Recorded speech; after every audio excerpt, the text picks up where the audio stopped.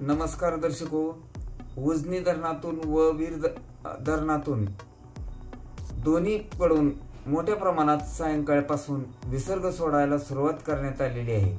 त्यामुळे आपण ही अपडेट इतक्या उशिरा घेत आहोत। आज सकाळी आवक कमी होती व दोन्हीकडेही विसर्ग कमी होता, त्यामुळे आपण आज सकाळची अपडेट आपण टाकली नाही। मात्र नदीकाठच्या नागरिकांना व शेतकरी बांधवांना सूचना मिळावी या हेतूनच आता आपण बातमी टाकण्याचा प्रयास करत आहोत।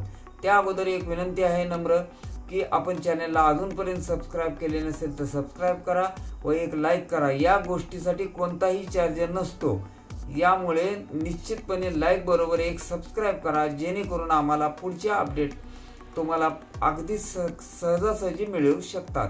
तर वीर धरणातून सायंकाळी नीरा नदी पात्रात आजपासून विसर्गात वाढ करण्यात आलेली आहे। खरं तर हा विसर्ग 2000च्या आसपासच होता, परंतु तो आज दुपारपासूनच सायंकाळपर्यंत 7229 क्युसेक्स करण्यात आलेला आहे। तर 2 दिवसात हा विसर्ग कमी करण्यात आलेला होता, मात्र तो आज वाढवला आहे, इथं आवर्जून उल्लेख करत आहे। तर आज सायंकाळी 6च्या अपडेटनुसार उजनी धरणामध्ये येणारी आवक ही 8177 क्युसेक्स होती, मात्र ती 8:30 वाजल्यापासून वाढत असल्याची लक्षणं दिसत आहेत।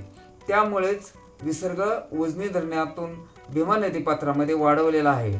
तर सध्या उजनी धरणातून सीनामाडा योजनेत 180 क्युसेक्स, वीज निर्मितीसाठी 1600 क्युसेक्स, दहेगाव उपसा सिंचन योजना 40 क्युसेक्स, कॅनेल मधून 400 क्युसेक्स विसर्ग सुरू आहे। तर आत्ताची धरणाची टक्केवारी 105.81% झालेली असून यातील धरणातील पाणी साठा हा 120.35 TMC झाला असून उपयुक्त पाणी साठा हा 56.69 TMC आहे। उजनीतून भीमा नदीत आज सायंकाळी 6च्या अपडेटला 5000 क्युसेकचा विसर्ग सुरू होता। तो काल सायंकाळ तर अगदीच कमी होता, मात्र आज तो सायंकाळी 6 वाजता 5000 क्युसेक्स होता।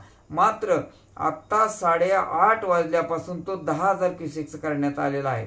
हा 10000 क्युसेक्स व वीर धरणातून सोडलेला 7229 क्युसेक्स म्हणजे 17229 अधिक पॉवर हाऊस मधून म्हणजे जे वीज निर्मितीसाठी सोडण्यात येत असलेला 1600 क्युसेक्स, असा जवळजवळ 19000च्या घरात जवळपास आपण बेरीज करू शकता। आणि विसर्ग हा भीमा नदी पात्रामध्ये संगमेतून एकत्र येऊन पुढे सरकू शकतो। त्यामुळे नदीकाठच्या नागरिकांनी सतर्कता बाळगावी असे उजनी प्रशासनाने आवाहन केलेले आहे। यापुढील सर्व ताज्या महत्त्वपूर्ण अपडेटसाठी आपण चॅनलला खरोखरच अजून चॅनलला सबस्क्राइब केले नसेल तर सबस्क्राइब करा व एक निश्चितच लाईक करा।